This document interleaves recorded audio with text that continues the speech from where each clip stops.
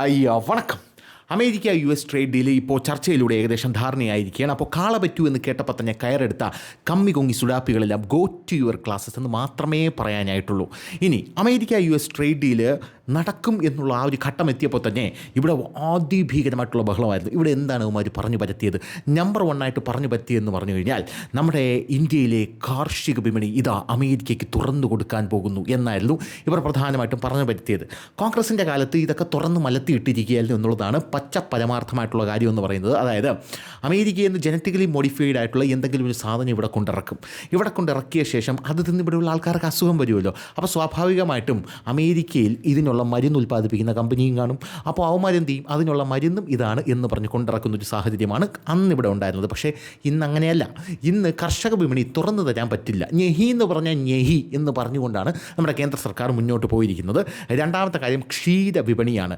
ഏകദേശം 8 ലക്ഷം 9 ലക്ഷം കോടിയാണ് ക്ഷീര വിപണി എന്ന് പറയുന്നത് നമ്മുടെ രാജ്യത്തിൻ്റെ മൊത്തത്തിലുള്ളത്.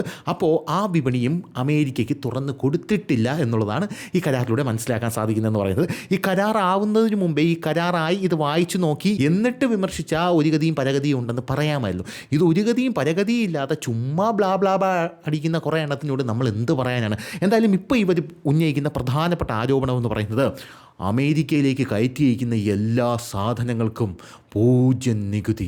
അതേസമയം അമേരിക്ക ഇങ്ങോട്ടേക്ക് കയറ്റി അയക്കുന്ന സാധനങ്ങൾ എല്ലാത്തിനും ഇന്ത്യ 18% നികുതി. അതായത് അമേരിക്ക ഇന്ത്യക്ക് 18% നികുതി ചുമത്തുന്നു. ഇത് നമ്മുടെ രാജ്യത്തിൻ്റെ ഒരു വലിയ പരാജയമാണ്. ഇന്ത്യൻ പ്രധാനമന്ത്രി നരേന്ദ്രമോദി രാജ്യത്തിന് നാണം കെടുത്തി. ഇതുപോലൊരു പ്രധാനമന്ത്രിയെ ഞങ്ങളുടെ കരിയറിൽ കണ്ടിട്ടില്ല എന്നാണ് ഇവിടെയുള്ള ചില ആൾക്കാർ പറഞ്ഞ് പരത്തുന്നത്. ഇതിൻ്റെ യാഥാർത്ഥ്യം എന്താണ് എന്ന് നമുക്കൊന്ന് പരിശോധിക്കേണ്ട. അല്ല, ഇതിൻ്റെ യാഥാർത്ഥ്യം അറിയണം. യഥാർത്ഥത്തിൽ ഇതിൻ്റെ യാഥാർത്ഥ്യം എന്താണ്? ഈ ട്രേഡ് ഡീൽ എന്ന് പറയുന്നൊരു സാധനം ഉണ്ടല്ലോ, അത് മൊത്തത്തിൽ 18% നികുതി ഇങ്ങോട്ടും 0% നികുതി അങ്ങോട്ടും എന്നുള്ള രീതിയിൽ അല്ല എന്നുള്ളതാണ് ഇതിൽ പ്രധാനപ്പെട്ട കാര്യം എന്ന് പറയുന്നത്. എല്ലാ ചരക്കിനും 0% വേഴ്സസ് 18% എന്നൊരു നികുതിയില്ല.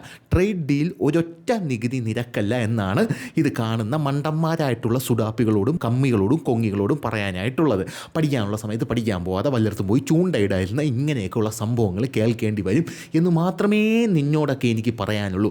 വ്യത്യസ്ത ചരക്കുകൾക്ക് വ്യത്യസ്ത നികുതിയാണ് എന്നുള്ളതാണ് നമ്മൾ മനസ്സിലാക്കേണ്ട കാര്യം. ഇനി എടുക്കാ ചരക്കായിട്ട് അങ്ങോട്ട് പോയ ഒരു ആളുണ്ട്, പിണറായി വിജയൻ. അവിടെ ചെന്ന് ഇരുമ്പിൻ്റെ കസേര തുരുമ്പെടുത്തവരെന്നെ അവിടെ ഇട്ട് ഇരുന്നിട്ട് അവിടെ ഞാൻ കമ്മ്യൂണിസ്റ്റ് ആണെന്ന് അറിയിക്കല്ലേ എന്നുള്ള രീതിയിൽ അവിടെ നികേഷായിരുന്നു ഷോ ഹോസ്റ്റ് ചെയ്തത്. അങ്ങനെ ഷോ ഹോസ്റ്റ് ചെയ്തുകൊണ്ടിരിക്കുന്ന സമയത്ത് ഇതാ കേരളത്തിൻ്റെ പറയല്ലേ പിടിച്ചാത്ത മുഖ്യമന്ത്രി ബഹുമാന്യനായിട്ടുള്ള ആദരണീയനായിട്ടുള്ള കമ്മ്യൂണിസം എന്ന് പറഞ്ഞൊരു വാക്ക് അവിടെ ഉപയോഗിച്ചിട്ടില്ല. കാരണം അങ്ങനെ പറഞ്ഞു കഴിഞ്ഞാൽ അപ്പം ട്രംപ് പിടിച്ചകത്തിടും. ട്രംപിന് പിണറായി എന്നോ MV ഗോവിന്ദൻ എന്നോ എന്നൊരു വ്യത്യാസമില്ല എന്ന് നമ്മൾ മനസ്സിലാക്കണം. സുഹ്റാൻ മൊംദാനിയെ പോലും അടിച്ചൊതുക്കി ചാക്കി കെട്ടിയ വ്യക്തിയാണ് ട്രംപ് എന്ന് പറയുന്നത്. പോലെ തന്നെ കമ്മ്യൂണിസ്റ്റ് ഭ്രാന്തൻ എന്നാണ് സുഹ്റാൻ മൊംദാനിയെ വിളിച്ചത്. അയാൾ അങ്ങനെ അല്ലെങ്കിലും എന്തായാലും ഇത് നമ്മൾ മനസ്സിലാക്കേണ്ട കാര്യം, ചില സ്പെസിഫിക് പ്രോഡക്ട്സിൽ മാത്രമാണ് 0% നികുതി ഇന്ത്യ അങ്ങോട്ടേക്ക് കയറ്റി അയക്കുന്നത് എന്നുള്ളതാണ്. അല്ലെങ്കിൽ 18% പോലുള്ള വ്യത്യാസം ഉണ്ടാകുകയുള്ളൂ. അതായത് ചില സ്പെസിഫിക് പ്രോഡക്ട്സിൽ 0 അല്ലെങ്കിൽ 18% നികുതി എന്നുള്ളതാണ് ഈ മണ്ടന്മാരായിട്ടുള്ള കമ്മികളും കൊങ്ങികളും മനസ്സിലാക്കേണ്ട കാര്യമെന്ന് പറയുന്നത്. നിൻ്റെയൊക്കെ വിലയിരുത്തൽ കണ്ടു കഴിഞ്ഞാൽ വിചാരിക്കും നിൻ്റെയൊക്കെ പോലുള്ള സാമ്പത്തിക ശാസ്ത്രജ്ഞന്മാർ ലോകത്ത് വേറെ ഇല്ല എന്ന്. ഇന്ത്യക്ക് ഇപ്പോൾ എന്തെങ്കിലും സാമ്പത്തികമായിട്ടുള്ള പ്രശ്നം വന്നാൽ റിസർവ് ബാങ്കല്ലേ നോട്ടടിക്കുന്നത്, 1 ലക്ഷം കോടി അടിച്ചിറക്കാൻ പറയണം എന്നുള്ള ബുദ്ധിയല്ലേ, അതങ്ങനെ വരൂ. അതിനെ കുറ്റം പറഞ്ഞ കാര്യമല്ല. എന്തായാലും മുഴുവൻ വ്യാപാരം ഇങ്ങനെ എന്ന് പറയുന്നത്, അതായത് അങ്ങോട്ട് 0% ഇങ്ങോട്ട് 18 ഇങ്ങനെ എന്ന് പറയുന്നത് തെറ്റായിട്ടുള്ളൊരു കാര്യമാണ്. മനസ്സിലാവില്ലെങ്കിലും പറഞ്ഞു തരുന്നതാണ്. ഞാൻ ശ്രമിക്കുകയാണ് കേട്ടോ, ഒന്നും തോന്നരുത്. എന്തായാലും ഇത് പലപ്പോഴും പരസ്പര നേട്ടമുള്ള ബാർഗെയിനാണ്. എന്താണ് ഈ ട്രേഡ് ഡീൽ എന്ന് പറയുന്നത്? ഈ ട്രേഡ് ഡീലിൽ ഒരു രാജ്യം ചില മേഖലയിൽ ഇളവ് കൊടുക്കും എന്നുള്ളതാണ് നമ്മൾ മനസ്സിലാക്കേണ്ട കാര്യം എന്ന് പറയുന്നത്. മറുപടിയായി മറ്റൊരിടത്ത് നേടും. അതായത് ഒരു സ്ഥലത്ത് ഇളവ് കൊടുക്കുമ്പോൾ മറ്റൊരിടത്ത് നേടും. അതാണ് ഈ ട്രേഡ് ഡീൽ എന്ന് പറയുന്നത്. മൊത്തത്തിൽ പഠിക്കണം കേട്ടോ. പഠിക്കേണ്ട സമയത്ത് SFIയിലൊക്കെ ചേർന്ന് പ്രവർത്തിച്ച് നമ്മുടെ ഈ സാമ്പത്തിക ശാസ്ത്രജ്ഞന്മാരും അല്ലെങ്കിൽ ഇതുപോലുള്ള നയതന്ത്ര വിദഗ്ധരുമായിട്ടുള്ള ശ്രീനിവാസൻ്റെയൊക്കെ കരണക്കുറ്റിക്ക് അടിച്ച് അങ്ങേരെ താഴെ വാവളർന്നിടുമ്പോൾ ആലോചിക്കേണ്ട ഒരു കാര്യമാണ്. ഇപ്പോൾ ഒരു ഉദാഹരണം പറയുകയാണെങ്കിൽ ഇന്ത്യക്ക് അമേരിക്കൻ മാർക്കറ്റിൽ എന്തിനൊക്കെയാണ് ശക്തമായിട്ടുള്ള ഒരു ഹോൾഡ് ഉള്ളത്? ഒന്ന് ഫാർമസ്യൂട്ടിക്കലാണ്. കാരണം അമേരിക്കയ്ക്ക് ഇന്ത്യയെ ഫാർമസ്യൂട്ടിക്കലിൻ്റെ കാര്യത്തിൽ നല്ലപോലെ ആശ്രയിച്ചേ പറ്റൂ. പിന്നെ IT സർവീസുകളാണ്. ഇന്ത്യയിൽ നിന്നുള്ള IT വിദഗ്ധന്മാർ അല്ലെങ്കിൽ IT പഠിച്ച കുട്ടികളാണ് അവിടെ ചെന്ന് എന്താണ് ജോലി ചെയ്യുന്നത്. അവരെല്ലാം ഇങ്ങോട്ടേക്ക് H1B വിസ ഇല്ല എന്ന് പറഞ്ഞ് പിരിച്ചു വിട്ട് കഴിഞ്ഞാൽ യഥാർത്ഥത്തിൽ അമേരിക്ക കുത്തുവാള എടുക്കുമെന്ന് മാത്രമേ പറയാനുള്ളൂ. ഇന്ത്യയിൽ ചെറിയ ഒരു പ്രതിസന്ധി വരും. പക്ഷേ ഇന്ത്യയിൽ ആ പ്രതിസന്ധി ഏത് പ്രതിസന്ധിയും നേട്ടമാക്കി മാറ്റാനുള്ളൊരു പ്രധാനമന്ത്രി ഉള്ളപ്പോൾ അമേരിക്ക അങ്ങനെ ചെയ്യില്ല. ഇനി ടെക്സ്റ്റൈൽ മേഖല ഇന്ത്യയെ അമേരിക്ക ആശ്രയിക്കുന്നുണ്ട്. പിന്നെ ജെംസ് ആൻഡ് ജ്വല്ലറി, ഇതും ഇന്ത്യയെ അമേരിക്ക ആശ്രയിക്കുന്നുണ്ട്. ഇവയിൽ വലിയ ആക്സസ് കിട്ടിയാൽ അത് ഇന്ത്യക്ക് വലിയ നേട്ടമാണ്. അത് കിട്ടിയിട്ടുമുണ്ട്. മറുവശത്ത് അമേരിക്കയ്ക്ക് കൃഷി ഉൽപ്പന്നങ്ങൾ, കാർഷിക ഉൽപ്പന്നങ്ങൾ ഇന്ത്യയിലേക്ക് തുറന്നു കിട്ടണം. അത് തുറന്നു കൊടുത്തിട്ടില്ല. അത് തുറന്നു കൊടുത്തിട്ടില്ല എന്ന് മാത്രമല്ല, ട്രംപ് കുത്തുവാള എടുക്കാൻ പോകുന്നു. സംഭവം വേറെ ഒന്നുമില്ല. ഈ ഡീപ്പ് സ്റ്റേറ്റ് എന്ന് കേട്ടിട്ടില്ലേ? ഡീപ്പ് സ്റ്റേറ്റിൽ എല്ലാവരും വരും. പ്രത്യേകിച്ച് ഈ അഗ്രികൾച്ചറൽ മാഫിയ എന്ന് പറഞ്ഞൊരു മാഫിയുണ്ട്. അതായത് നമ്മളിപ്പോൾ ഇവിടെ നിന്ന് കഴിക്കുന്ന ചോറ് പോലും അത് അവൻ കഴിക്കേണ്ട ചോറാണ് എന്ന് നേരത്തെ എഴുതി വച്ചിട്ടുണ്ടെന്ന് നമ്മൾ പറയുമല്ലോ. അതായത് ഓരോ അരിമണിയിലും അവൻ്റെ പേര് എഴുതി വച്ചിട്ടുണ്ട്. ദൈവമല്ല, ഡീപ്പ് സ്റ്റേറ്റാണ് എഴുതി വച്ചിരിക്കുന്നത്. ഒരു കർഷകൻ ഒരു വിള കൃഷി ചെയ്യുമ്പോൾ പോലും അവൻ ആ വിള കൃഷി ചെയ്യുന്നതിൻ്റെ ഒരു ലൂപ്പ് ഹോളിൽ അവൻ അകപ്പെട്ടു പോകും. ഇപ്പം റബ്ബർ കൃഷി ചെയ്യുന്ന ആൾ റബ്ബർ തന്നെ ഇങ്ങനെ കൃഷി ചെയ്തുകൊണ്ടേയിരിക്കും. അതാണ് ലൂപ്പ് ഹോളിൽ അകപ്പെടുന്നത്. ഇതാണ് ഡീപ്പ് സ്റ്റേറ്റിൻ്റെ പണി എന്ന് പറയുന്നത്. അപ്പോൾ അതിനൊക്കെ പണിയെടുക്കാൻ ഒരുപാട് കമ്പനികളുണ്ട്. ആ കമ്പനികളാണ് ട്രംപിന് എന്ത് ചെയ്തിരിക്കുന്നത്? ഫണ്ട് ചെയ്തിരിക്കുന്നത്. എന്നിട്ട് ട്രംപിൻ്റെ കൊങ്ങയ്ക്ക് പിടിച്ചിട്ട് പറഞ്ഞു, എടാ ലോകത്തെ ഏറ്റവും വലിയ വിപണിയായിട്ടുള്ള ഇന്ത്യ തുറന്നു തരാമെന്ന് പറഞ്ഞിട്ട് നീ കൂടെ ഒന്ന് കോൺക്രീറ്റ് ഇടണാടാ എന്നാണ് യഥാർത്ഥത്തിൽ ഡീപ്പ് സ്റ്റേറ്റ് ട്രംപിനോട് പറഞ്ഞത്. അല്ലാണ്ട് തുറന്ന് തരും, നമ്മൾ ശ്രമിച്ചുകൊണ്ടിരിക്കുകയാണ് എന്നാണ് പറഞ്ഞത്. അപ്പോൾ അമേരിക്കയ്ക്ക് ഇതിൽ നേട്ടമുണ്ടാകണമെങ്കിൽ ഇവിടെ ഇന്ത്യയുമായിട്ടുള്ള ട്രേഡ് ഡീലിൽ നേട്ടമുണ്ടാകണമെങ്കിൽ കാർഷിക വിപണി തുറന്നു കിട്ടണം. അത് നമ്മൾ തുറന്നു കൊടുത്തിട്ടില്ല. ഹൈടെക് സാധനങ്ങൾ, പിന്നെ പ്രതിരോധ ഇൻഡസ്ട്രിയൽ ഉപകരണങ്ങൾ, ഇവയെല്ലാം ട്രേഡ് ഡീലിൽ ഉൾപ്പെടുന്നതാണ്. എന്തായാലും ഇവയിൽ ഇന്ത്യക്ക് ഇളവ് കൊടുക്കാനായിട്ട് സാധിക്കും. ഇനി ട്രേഡ് ഡീൽ എന്ന് പറയുന്നത് ഗീവ് ആൻഡ് ടേക്ക് ആയിട്ടുള്ളൊരു സംഭവമാണ്. 18% പലപ്പോഴും GST അല്ലെങ്കിൽ കമ്പൈൻഡ് ടാക്സ് ആയിരിക്കാം. വിമർശകർ പറയുന്ന 18% എന്താണെന്ന് അറിയുമ്പോൾ custom duty, GST, state tax ഇതെല്ലാം ചേർത്ത്, അല്ലെങ്കിൽ പ്രത്യേക പ്രോഡക്റ്റ് കാറ്റഗറി ഇതെല്ലാം ചേർത്താണ് പറയുന്നത്. ഇത് US മാത്രം അടയ്ക്കുന്ന പ്രത്യേക ശിക്ഷാ നികുതി അല്ല എന്ന് മനസ്സിലാക്കണം. ഇന്ത്യ യഥാർത്ഥത്തിൽ പരാജയപ്പെട്ടു എന്നുള്ളൊരു ചോദ്യമുണ്ട്. അതറിയാൻ നമ്മൾ പ്രധാനമായിട്ടും നോക്കേണ്ടത് ഇന്ത്യയുടെ എക്സ്പോർട്ട് അമേരിക്കയിലേക്ക് കൂടും എന്നുള്ളതാണ്. അവിടെ ഇന്ത്യക്ക് നേട്ടമാണ്. ഇന്ത്യൻ കമ്പനികൾക്ക് മാർക്കറ്റ് തുറന്നു എന്നുള്ളതാണ് അവിടെ ഇന്ത്യക്ക് വലിയ നേട്ടമാണ്. തൊഴിലവസരം കൂടിയോ എന്നുള്ളതാണ്, കൂടും. അതിവിടെ ഇന്ത്യക്ക് വലിയ നേട്ടമാണ്. ടെക്നോളജി ഇൻവെസ്റ്റ്മെൻറ്റ് വന്നോ എന്നുള്ളതാണ്, വരും. അത് ഇന്ത്യക്ക് വലിയ നേട്ടമാണ്. ഇതെല്ലാം തന്നെ സെറ്റ് ചെയ്ത് വെച്ചിട്ടാണ് ഈ ട്രേഡ് ഡീൽ. ഇതൊരു താൽക്കാലിക ഡീല് മാത്രമാണ്, അത് വേറെ കാര്യം. അപ്പോൾ ഇവിടെ ഈ ഡീല് നമുക്ക് നഷ്ടമല്ല എന്നുള്ളതാണ് പ്രധാനപ്പെട്ട കാര്യം. ഇനി രാഷ്ട്രീയ വിമർശനം വേഴ്സസ് സാമ്പത്തിക യാഥാർത്ഥ്യം എന്ന് പറഞ്ഞൊരു സാധനമുണ്ട്. രാഷ്ട്രീയപരമായിട്ട് പലതും പറയാം. നരേന്ദ്രമോദി ഗുണം എടുത്തുകൊണ്ട് കിടക്കണമെന്നൊക്കെ പറയാം. പക്ഷേ ഇതിൽ യാഥാർത്ഥ്യമുണ്ട്, സാമ്പത്തികമായിട്ടുള്ള യാഥാർത്ഥ്യമുണ്ട്. അതായത് രാഷ്ട്രീയ വിവരണം എന്ന് പറയുന്നത് ഇന്ത്യ തോറ്റു, പക്ഷേ പൂർണ്ണ ചിത്രം നോക്കുമ്പോൾ ഇന്ത്യക്ക് വലിയ നേട്ടമാണ് സംഭവിച്ചിരിക്കുന്നത് എന്ന് വിവരവും വിദ്യാഭ്യാസവും ഉള്ള ആൾക്കാർക്ക് മനസ്സിലാവും. എല്ലാ ചരക്കിനുമല്ല, ഏകപക്ഷീയമായിട്ടുള്ള കരാർ സാധാരണ ഗീവ് ആൻഡ് ടേക്ക്, വലിയ നഷ്ടം ഒന്നുമില്ല എന്നുള്ളതാണ് നമുക്ക് മനസ്സിലാക്കാൻ സാധിക്കുന്ന കാര്യം എന്ന് പറയുന്നത്.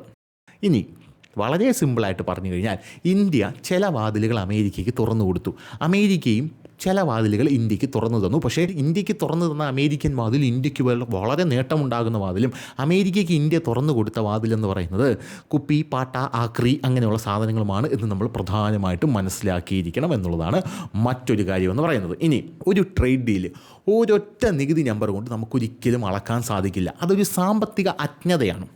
എല്ലാ പ്രോഡക്റ്റിനും 0% വേഴ്സസ് 18% നികുതിയല്ല എന്ന് നമ്മൾ മനസ്സിലാക്കിയിരിക്കുക.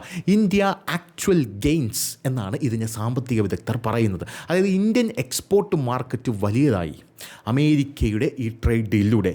Textiles, pharma, IT service, gems and jewellery. America ലോകത്തിലെ ലാർജസ്റ്റ് കൺസ്യൂമർ മാർക്കറ്റാണെന്നറിയാമല്ലോ. ഇവിടെ ആക്സസ് കിട്ടുന്നത് വലിയ ഫോറിൻ മണിയിലേക്ക് നമുക്ക് ആക്സസ് കിട്ടുന്നത് പോലെയാണ്. ചൈനയെ റീപ്ലേസ് ചെയ്യാനുള്ള അവസരം US പതുക്കെ ചൈനയിൽ നിന്ന് സപ്ലൈ ഷിഫ്റ്റ് ഇന്ത്യയിലേക്ക് ചെയ്യുന്നു എന്നാണ് നമുക്ക് ഇവിടെ നിന്ന് മനസ്സിലാക്കാൻ സാധിക്കുന്നത്. ഇന്ത്യ ചീപ്പ് പ്ലസ് റിലയബിൾ മാനുഫാക്ചറിങ് ഹബ്ബായി ഈ ട്രേഡ് ഡീലിലൂടെ മാറുമെന്നുള്ളതാണ് മറ്റൊരു പ്രധാനപ്പെട്ട കാര്യം. എല്ലാം മനസ്സിലാവണമെന്തോ. ഇത് ലോങ് ടേം ആയിട്ടുള്ള ഇന്ത്യക്കുള്ളൊരു ജാക്ക്പോട്ട് സപ്പോർട്ടാണ് എന്നുള്ളതാണ് മറ്റൊരു പ്രധാനപ്പെട്ട കാര്യം. Technology plus investment flow, defence tech, semi conductor, manufacturing, startups. Tax rate നോക്കുന്നത് മാത്രം മതിയല്ല, ഫ്യൂച്ചർ ഗ്രോത്ത് കൂടിയാണ് മെയിൻ. അതായത് ഈ കോൺഗ്രസിൻ്റെ കാലത്തും അല്ലെങ്കിൽ നിങ്ങൾ ഉദ്ദേശിക്കുന്ന സംഭവം എന്ന് പറഞ്ഞു കഴിഞ്ഞാൽ നമുക്കിപ്പോൾ എന്തെങ്കിലും പുളിശ്ശേരി അടിക്കാൻ കിട്ടുമോ എന്നുള്ളതാണ്. അങ്ങനെയല്ല യഥാർത്ഥത്തിൽ ഈ സംഭവം. യഥാർത്ഥത്തിൽ നമ്മളിത് ഒരു ഫ്യൂച്ചറിസ്റ്റിക് ആയിട്ട് ചിന്തിക്കണം. അതായത് നാളത്തേക്ക് ഇവിടെ നമുക്ക് വല്ലതും വേണം എന്നുകൂടെ ചിന്തിച്ചാണ് നമ്മൾ കാര്യങ്ങൾ ചെയ്യുന്നത്. ജോബ് ക്രിയേഷൻ, അതായത് എക്സ്പോർട്ട് കൂടുമ്പോൾ factory jobs, IT jobs, logistics, MSME growth ഇതെല്ലാം ഉണ്ടാകും. ഇനി എംപ്ലോയ്മെൻ്റ് ആണ് റിയൽ എക്കണോമിക് ഗെയിൻ എന്ന് പറയുന്നത്. ഒരു എക്കണോമിയെ പിടിച്ചു നിർത്തുന്നത് അതിലൂടെയാണ്. ഒപ്പോസിഷൻ ക്ലെയിം എവിടെയാണ് തെറ്റുന്നത്? അതായത് പ്രതിപക്ഷത്തിൻ്റെ ആ ഒരു ക്ലെയിം ഉണ്ടല്ലോ, സകലതും അടിമുടി ചീറ്റി പോകുന്നത് ഇവിടെയാണ്. അതായത് US ചരക്കിന് 0% നികുതി എന്ന് പറയുമ്പോൾ ചില സ്പെസിഫിക് കാറ്റഗറി മാത്രമാണ് കൊടുത്തിരിക്കുന്നത്. ഇന്ത്യക്ക് 18% GST പ്ലസ് ഡ്യൂട്ടി മിക്സ് എന്നുള്ളതാണ് പ്രധാനപ്പെട്ട കാര്യമെന്ന് പറയുന്നത്. അൺഈക്വൽ ഡീലല്ല, ഇതൊരു സ്ട്രാറ്റജിക് ഡീലാണെന്നാണ് എന്നുള്ളതാണ് പ്രധാനപ്പെട്ട കാര്യമെന്ന് പറയുന്നത്. അതായത് ട്രേഡ് ഡീൽ ഒരു മാത്തമാറ്റിക്സ് അല്ല, അതൊരു സ്ട്രാറ്റജിയാണ്, അതായത് നയതന്ത്രമാണ്. 0% വേഴ്സസ് 18% എന്ന് പറഞ്ഞ് ജനങ്ങളെ തെറ്റിദ്ധരിപ്പിക്കാൻ മാത്രമേ രാഹുൽ ഗാന്ധിയെ പോലുള്ള മണ്ടന്മാർക്ക് പറ്റൂ എന്നുള്ളത് മനസ്സിലാക്കിയിരിക്കുക. ഇന്ത്യൻ മാർക്കറ്റ് വലിയ ആക്സസ് നേടി എന്നുള്ളതാണ് ഈ ട്രേഡിലൂടെ നമ്മൾ മനസ്സിലാക്കേണ്ട കാര്യം. അതാണ് real power. China supply chain replace ചെയ്യുന്നത് ആരാണ്? അത് ഇന്ത്യയാണ്. ഷോർട്ട് ടേം ടാക്സ് അല്ല, ലോങ് ടേം ഡോമിനൻസ് ആണ് യഥാർത്ഥത്തിലുള്ള ഗെയിം എന്ന് പറയുന്നത്. ന്യൂട്രൽ റിയാലിറ്റി, അതായത് ഹോണസ്റ്റ് പാർട്ട് എന്ന് പറയുന്നത് ക്രെഡിബിലിറ്റി ഇൻക്രീസ് ചെയ്യും എന്നുള്ളതാണ്.